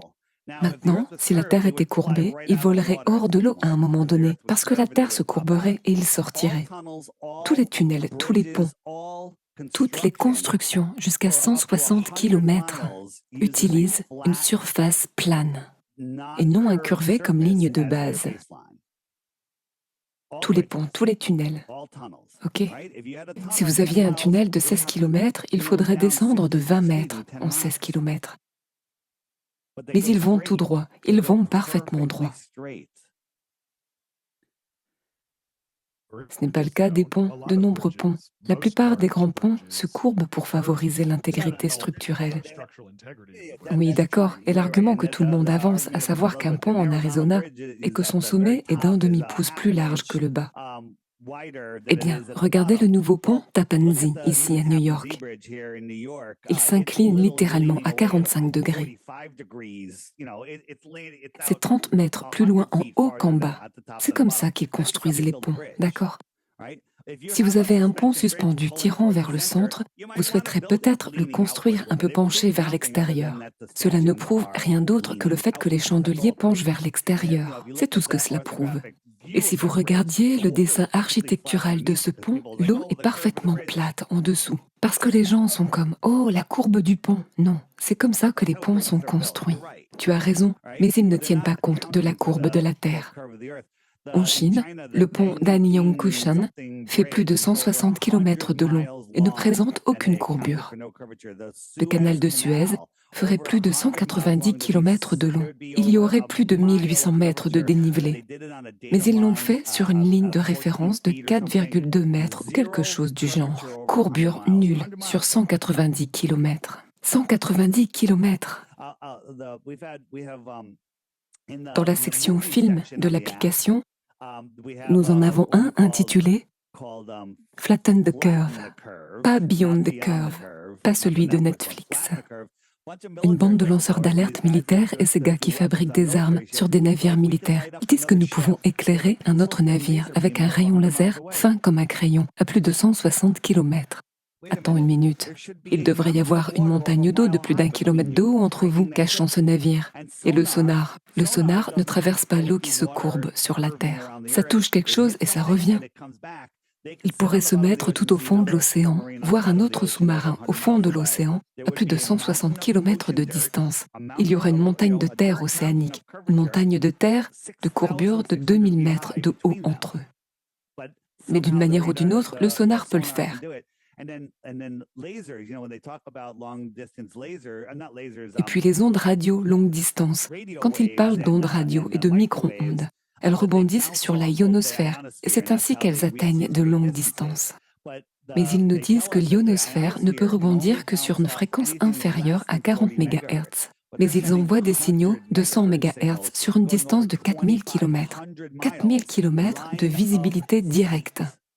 Vous ne pouvez même pas calculer la courbure, car la formule de courbure se brise à cette distance. D'accord? Il n'y a que des preuves que nous ne sommes pas sur une sphère. Que des preuves. Il y a 0 preuve que nous sommes sur une sphère. Sauf que c'est ce qu'on vous a dit, c'est ce que les professeurs avaient dans les livres, ce sont les croquis qu'on vous montre de la Terre, découpés en sections. Ils vous montrent toutes les différentes couches de la Terre, mais nous ne sommes jamais descendus en dessous de 12 km.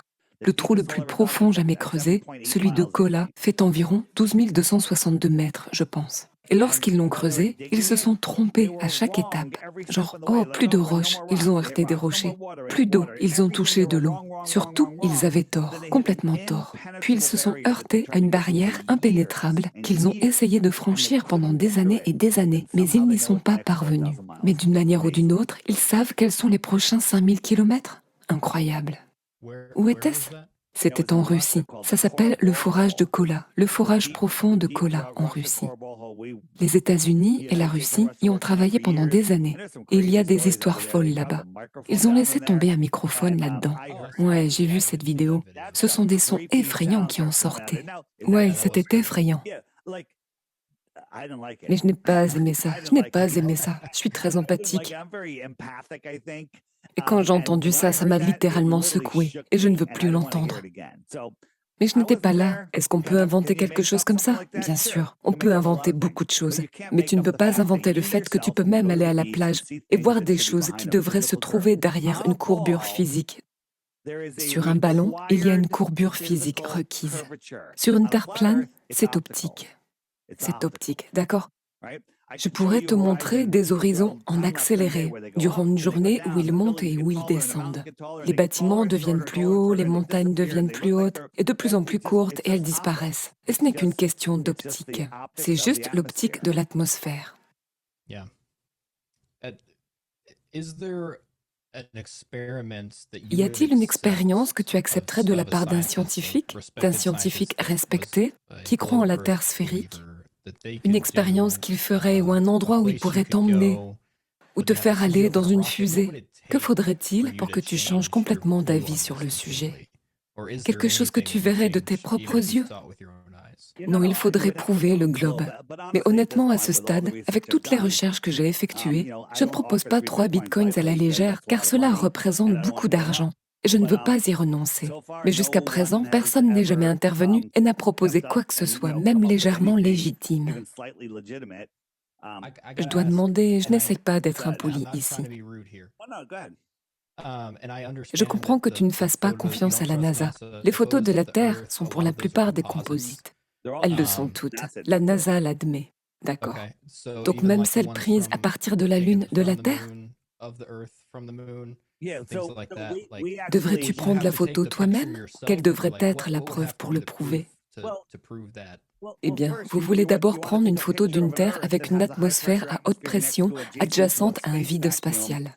Aucune photo n'est prise, car c'est une impossibilité scientifique, d'accord? Mais imaginons que quelqu'un soit sur la Lune et qu'il ait pris une photo. En fait, lors d'une diffusion en direct, Rob Skiba est allé sur le site web de la NASA, a pris cette photo du lever de la Terre, d'accord? La photo de la Terre depuis la Lune. Il l'a directement retirée de leur site web et a monté tous les niveaux. Et est apparu un rectangle autour de la Terre, où ils l'ont découpé et l'ont collé. À l'époque, ils ne s'attendaient pas à ce que les gens aient Photoshop. Depuis, ils ont remplacé cette photo et le rectangle n'est plus là. Mais nous l'avons fait en direct. Il y en a une centaine de vidéos. Et donc nous vous montrons que c'est une fausse photo. C'est vraiment facile. Je veux dire, regarde ça. C'est horrible. Je crois que ce que Jackson disait, c'était que, disons, que s'il avait des relations et qu'il demandait à Elon Musk de t'envoyer personnellement dans une fusée vers la Lune afin que tu puisses apporter ta propre caméra et que tu puisses voir de tes propres yeux, si toutes ces choses se produisaient et que tu étais capable de regarder la Terre depuis l'extérieur de l'atmosphère, quelque chose comme ça, est-ce que ça te convaincrait si ça arrivait? Alors voici le problème. Je ne crois pas qu'il y ait d'espace. Je ne crois pas qu'il y ait qui que ce soit dans les fusées. Amenez-moi au lancement d'une fusée et laissez-moi aller juste là, juste à côté de la fusée, aussi près que possible. Car les gens sont à 10, 20 miles et les choses sont minuscules. Vous ne pouvez pas vendre ce qui se passe. Vous ne savez pas ce que vous voyez. Il y a le projet Blue Beam. Ils ont des fusées à hologramme, des fusées à hélium, des fusées miniatures, des images de synthèse entières où jamais rien ne monte dans le ciel. Ils vous montrent juste une vidéo, ils le font la nuit, et tout ça accumulé. Et regardez toutes les trajectoires des fusées. Elles montent et elles redescendent. Comme si vous lanciez un ballon de football ou une bombe. Elles empruntent le même chemin. Elles vont directement dans le triangle des Bermudes. C'est là que tous les avions s'écrasent. C'est pour ça qu'ils font en sorte que les gens restent en dehors des Bermudes. Il y a un autre endroit appelé Point Nemo, et c'est là que toutes les fusées s'écrasent. Ils les écrasent simplement dans l'eau s'ils lancent quoi que ce soit. Je sais que c'est beaucoup à encaisser. Et je sais que j'explose votre fantasme. Oui, c'est beaucoup. Alors nous l'avons mentionné plus tôt. SpaceX effectue actuellement la plupart des lancements. C'est géré par la NASA. Oui, c'est vrai. Donc pour la plupart, ils diffusent les choses en direct. Vous pouvez voir à partir du moment où ils ont fait aller une fusée, les petits chariots, les petits camions qu'ils utilisent pour cela. C'est tout un spectacle. Mais ce sont des flux constants. Non, ce ne sont pas des flux constants. Tout est préfilmé. Si vous regardez, Nous allons faire une autre émission. En fait, rechercher sur la Terre plane. Je veux que vous diffusiez celle-ci. Et peut-être que nous pourrions faire une autre émission tout de suite. On en fera une avec les vidéos et vous pourrez ensuite les relier et en parler aux gens. Mais Elon Musk, ces fusées qui partent dans l'espace, c'est totalement faux. Et je pourrais vous le montrer. Et à la fin, vous vous demanderez si c'était vraiment censé être une fusée d'Elon et sa Tesla dans l'espace. Il y a tellement de choses qui ne vont pas avec ça. Une absurdité totale, un non-sens complet et total. D'accord. J'avais un bon point à faire valoir, mais je l'ai oublié. Je déteste quand cela arrive. Oui, non, je reviens à ta réponse sur quel test ils pourraient faire. J'aimerais juste voir une fusée s'envoler et que quelqu'un prouve qu'il y a quelqu'un à bord. Mais ils ne peuvent pas faire ça. Ils ne le feront jamais. Ok, donc si nous simplifions les choses, si tu peux être à l'intérieur de la capsule de SpaceX et que tu regardes depuis la fenêtre le lancement de l'une des fusées Falcon. Bien sûr, c'est assez simple. Cela ne leur coûterait rien. Ok, cela ne leur coûterait rien. Mais cela ne veut pas nécessairement dire que la Terre n'est pas plane. Mais on croirait au moins que nous lançons des choses au-delà du firmament ou autre. Il faudrait que je voie les gens monter à bord de la fusée. Il faudrait que je fasse le tour de la fusée. Laissez-moi aller la regarder. Rien de tout cela n'arrivera. J'ai un test. C'est assez basique, ça prouvera que la Terre est plane. Je peux absolument le prouver, d'accord? Et il suffit d'un avion. J'ai juste besoin d'un avion de taille décente qui pourrait avoir une équipe de tournage, des professeurs d'université et des personnes qui pourraient vérifier. Puis quelques gyroscopes d'une valeur de $1000. Je pourrais prouver que la Terre est plane et qu'elle est non sphérique. En un jour. De quelle taille d'avion parlons-nous? Je ne sais pas, de façon à ce que nous puissions être 15-20 personnes et qu'on puisse se promener et où nous pourrions installer les caméras et diffuser en direct et toutes sortes de choses.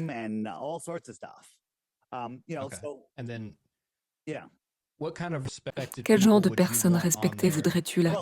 Tu as dit des professeurs d'université, des choses comme ça. Il faudrait que ce soit comme des professeurs de physique et tout ça. Des gens qui ne reçoivent pas de subventions. Parce que ceux qui obtiennent des subventions pour l'astronomie et tout le reste, ils ne le feront pas parce qu'ils perdront leurs subventions. Ils ne le feront pas parce qu'ils veulent garder leur place. Vous connaissez Neil deGrasse Tyson? Ah non, tu as dit des gens respectables, donc il ne peut pas venir.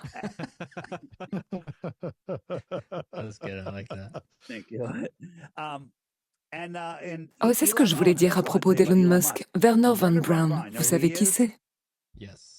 J'y suis familier. C'était un spécialiste des fusées russes qui serait venu pendant le projet Paperclip. Encore une arnaque, c'est fou.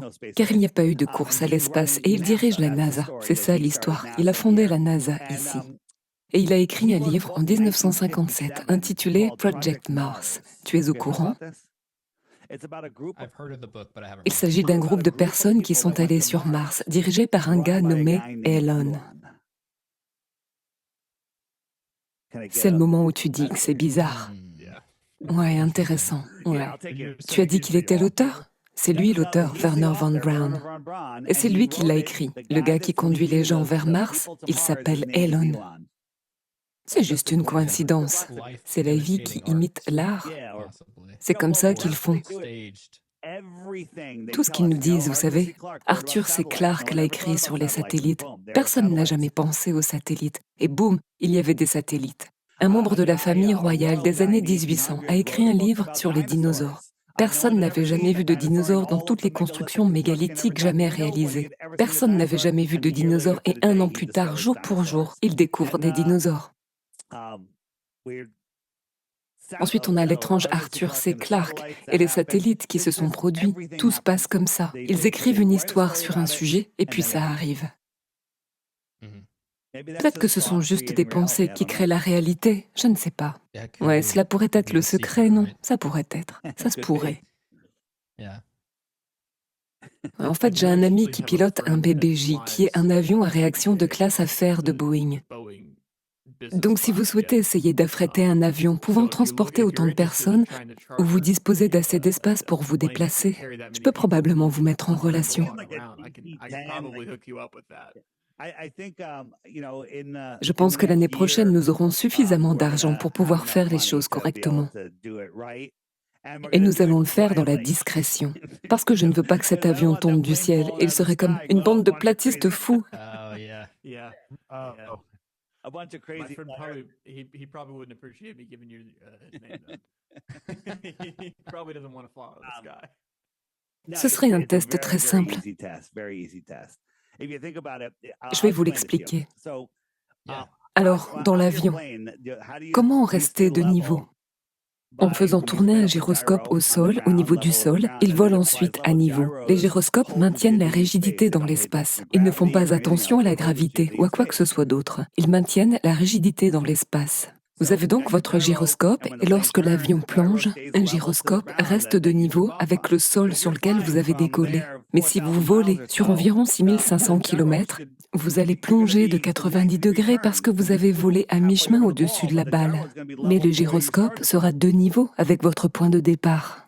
Et la réponse que vous aurez là est « Oh, le gyroscope se corrige tout seul. Il y a ce petit appareil, une petite boîte. » D'accord? À propos, si on regarde à cette boîte, personne ne sait ce qu'elle fait. Il n'y a qu'une seule entreprise qui propose cela. Si quelque chose ne va pas, ils ne sont pas autorisés à ouvrir cette boîte à l'aéroport. Il leur suffit de les changer et les pilotes ont essayé d'appeler cette compagnie pour obtenir des informations et vous ne pouvez jamais joindre personne au téléphone. Comment s'appelle cette boîte? J'en oublie le nom de mémoire. Mais il y a une vidéo là-dessus dans la section avion de l'application.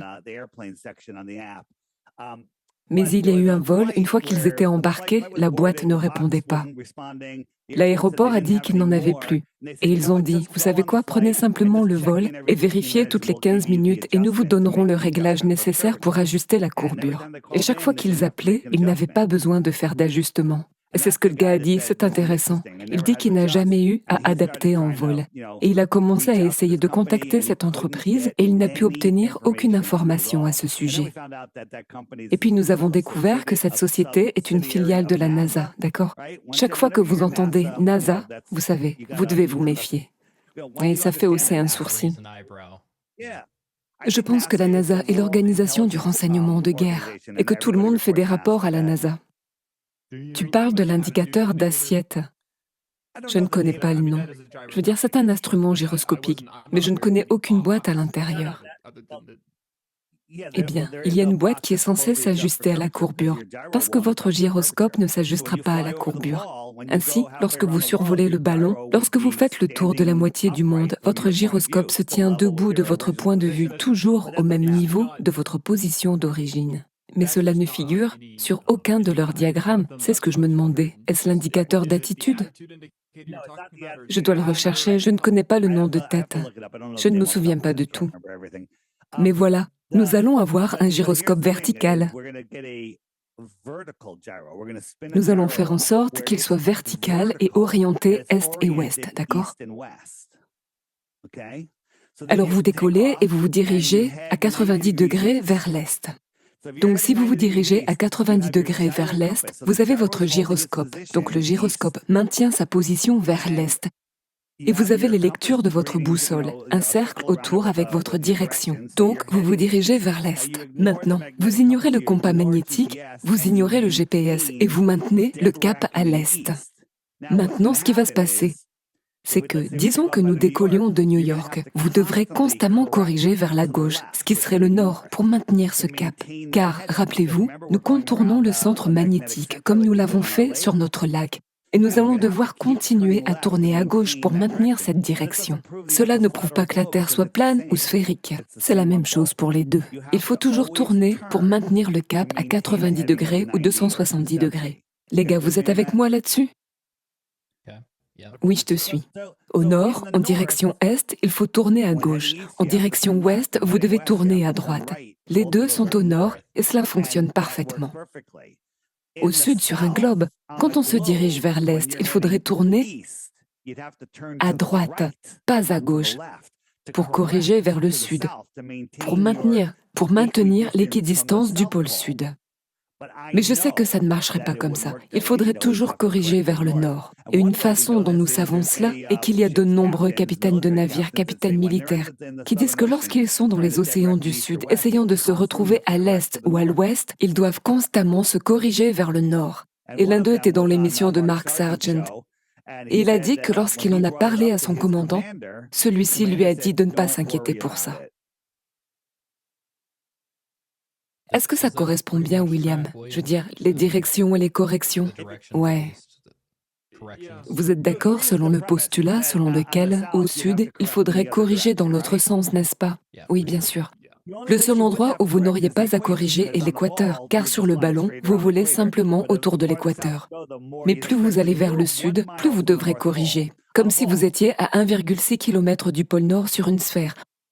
En direction de l'ouest, vous devez prendre un virage très serré à droite, et 10 km plus tard, vous seriez de retour à votre point de départ, à 270 degrés tout du long du chemin. C'est donc la même chose dans le sud, mais il suffit de faire deux choses. Premièrement, nous allons voler des États-Unis vers, disons, le Brésil, et nous irons droit au sud. Et nous allons utiliser notre gyroscope pour prouver que le gyroscope tient sa position. Parce que lorsque vous vous dirigez vers le sud ou le nord, vous ne pouvez pas tourner. Ce sont des lignes droites, sur un globe et sur une terre plane. Et donc la boussole va dire « oui, vous allez vers le sud ». Le gyroscope va dire « oui, vous allez vers le sud ». Et le GPS va convenir que oui, nous allons vers le sud. Puis nous allons descendre là-bas et nous allons tourner à l'est ou à l'ouest. Et nous allons faire tourner notre gyroscope dans cette direction. Et on va le suivre. Il devrait se décaler vers la droite alors qu'il devrait se décaler vers la gauche. Cela prouvera définitivement que nous ne sommes pas sur une boule et que la Terre est plane. Okay. D'accord, cela semble assez simple. Espères-tu récolter de l'argent pour l'année prochaine? Tout dépend de la façon dont les choses se passent. J'ai mon application. Vous devez télécharger mon application. L'application The Flat Earth Sun, Moon and Zodiac Clock. Cela vous montre comment tout se passe. Et si l'application fonctionne bien, je réinvestis beaucoup d'argent. Je pense que nous aurons l'argent nécessaire pour faire une expérience comme celle-là, et nous allons le faire correctement. Okay. D'accord, ok. Ouais, je serais vraiment ravie de voir ça. Et les gens disent que la Terre plane est en train de mourir. Non, Google cache la Terre plane. Ils l'ont cachée. La Terre plane est en train d'exploser. Cela devient de plus en plus gros tout le temps. Ouais, je suis d'accord avec ça. Il y a de plus en plus de gens, selon mes recherches. Plus de gens que je ne le pensais. Qui en sont? Voici juste les gens ici du Nord-Est. J'essaye de vous le montrer. Est-ce le nombre de personnes qui utilisent ton application? Ou est-ce que ce sont juste des personnes inscrites? C'est le nombre de personnes qui utilisent mon application. Et je dirais que cela représente moins de 1% du nombre total de terraplanistes. D'accord? Nous sommes à un cheveu de devenir un courant dominant. Alors encore une fois, ne croyez rien de ce que je dis. Prenez le temps, ne soyez pas paresseux. Vous pourriez dire, tu sais quoi, je vis sur un ballon. Mais comme je l'ai dit au début, mais je ne sais pas si je suis allé au bout de mon idée. Le gouvernement vous dit que la Terre est plane et stationnaire et que les étoiles tournent autour de nous comme nous le voyons et qu'elles n'ont jamais changé. Prenez une photo des étoiles ce soir, un an plus tard, prenez la même photo du même endroit et chaque étoile sera exactement dans la même position. Impossible sur un modèle héliocentrique. Mais ensuite, des gars sont arrivés et ont essayé de vous dire que la Terre tournait et vacillait. On pourrait penser que nous sommes tous fous. Nous ne pourrons en aucun cas vous convaincre. Mais puisque le gouvernement et les écoles vous le disent, vous le croyez parce que vous savez, un navire peut disparaître derrière la courbure du globe. Mais ils nous ont lavé le cerveau en nous faisant croire que c'est la seule façon dont il peut disparaître. Et puis ils ne vous apprennent jamais la perspective et les couches atmosphériques et comment tout se fond dans la zone horizontale des yeux, également appelée horizon, et non pas une curve eye zone, un horizon, horizon. Et comment le soleil va au-delà de celui-ci et pas en dessous. C'est très facile. Ils nous ont fait croire au mur du son, à la vitesse de la lumière. Ils nous ont fait croire aux bateaux qui franchissent la courbe et que la lumière voyage pendant des milliards et des milliards d'années, n'est-ce pas? Et qu'elle ne se dissipe pas. Ce n'est pas vrai. La lumière, c'est comme quand je crie et que tu es à 1 kilomètre. Tu ne peux pas m'entendre, n'est-ce pas? La lumière voyage et se propage. Elle devient de plus en plus faible et de plus en plus faible. C'est la loi du carré inverse. Et nous pouvons prouver que ces choses que nous voyons ne correspondent pas à ce qu'ils nous disent. Ah, mais je suis l'ISS. L'ISS, c'est comme Jupiter. Il est aussi clair que le Soleil et il va à 28 000 km/h. Cela lui prend 8 minutes pour parcourir mon ciel. 8 minutes. Il devrait être en Californie. Ce serait genre, je vois quelque chose de la taille d'un 747 en Californie, d'accord? Il n'y a pas moyen. Il est impossible que cela aille à cette vitesse. Et nous avons eu un lanceur d'alerte de la NASA, un gars avec qui il y a eu des échanges de mails pendant un moment. Je l'ai testé, du genre ça pourrait être juste un troll. Il me racontait des trucs vraiment intéressants. J'ai dit, eh bien, explique l'ISS. Il a dit qu'il y avait 5 bombardiers B-2 modifiés, des anciens bombardiers B-2, dont certaines parties étaient translucides, avec un matériau translucide autre que la fine structure en acier qui les maintient ensemble. Et puis tout le fond est constitué d'un ensemble de LED solaires. Et ils se relayent. Il y en a 2 basés en Alaska. L'un est en Russie. J'oublie où sont les 2 autres. Ils parcourent ces itinéraires à tour de rôle. Et c'est ce que nous voyons lorsque nous voyons la lumière traverser le ciel. Waouh, mec, c'est beaucoup de travail juste pour tromper les gens. Voici le truc. Quiconque se réveille avec la Terre plane se débranche littéralement de leur matrice, de leur énergie vampirique, où ils volent votre énergie. Nous sommes engagés dans une guerre spirituelle. C'est une guerre pour votre âme. C'est une guerre pour votre énergie. Et le moins vous y participez, le mieux c'est. Et vous savez, voici la chose. Nous sommes nés dans la création divine de ce royaume terrestre. Et nous en sommes les destinataires. Nous en sommes les bienfaiteurs. Et personne ne gouverne personne. Nous en sommes tous égaux bénéficiaires. Cependant, ils ne peuvent pas nous l'enlever. Mais ils peuvent nous tromper. Ils pourraient dire « Oh non, vous ne vivez pas sur la belle terre plane de Dieu, où la nature ne ment pas. Vous vivez sur cette balle où nous mentons, et vous utilisez notre fausse monnaie. Alors maintenant, je joue sur leur Monopoly. Je joue avec l'argent de leur Monopoly. Je dois respecter leurs règles. Je dois payer le banquier, je dois faire tout ça, n'est-ce pas? Alors que la vérité est que rien de tout cela n'est réel. Tout cela est un système de croyance. Si tout le monde écoutait votre podcast dès sa sortie et que tout le monde était genre, vous savez quoi? Ce type a raison, au diable le gouvernement. Nous n'aurions pas besoin de renverser le gouvernement car il se dissoudrait simplement. Il partirait. Si nous ne prêtions pas attention au gouvernement, ils ne seraient que de petits riens impuissants. Il ferait mieux de ne pas montrer leur visage, car ils se feraient certainement botter les fesses. Nous alimentons donc le système grâce à de fausses croyances.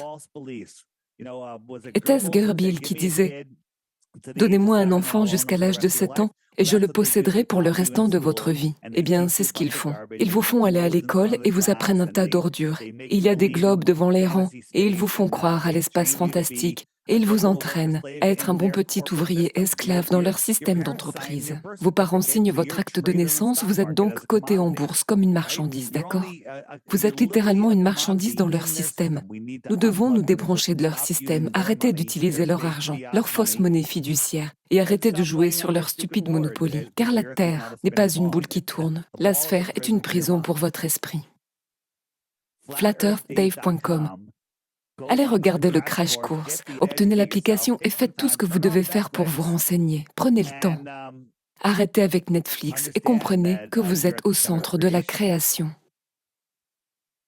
Je pense que c'est une excellente prise de position et un bon sentiment pour terminer, Dave. Merci beaucoup d'être venu. Et j'aimerais te revoir avec d'autres visuels que tu as préparés et en parler encore plus profondément si tu le souhaites. Oui, on va faire ça. Si vous êtes partant, nous ferons une autre émission et je vous enverrai un lien de programmation. Faisons-le. Merci beaucoup. Buvez beaucoup d'eau ce soir, d'accord? Respirez et réhydratez-vous.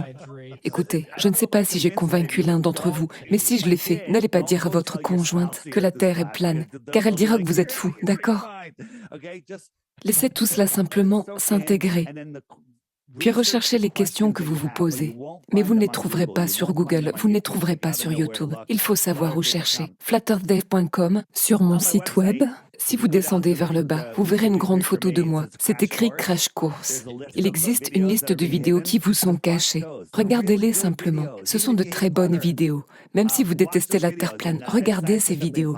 Il est scientifiquement impossible d'en regarder 3 et de rester un globiste. Okay. Ok, c'est là un défi. D'accord, Dave. Merci beaucoup d'avoir été avec nous ce soir et j'ai hâte de te revoir, mec. And I can't wait to have you back. Très bien, les gars. À bientôt.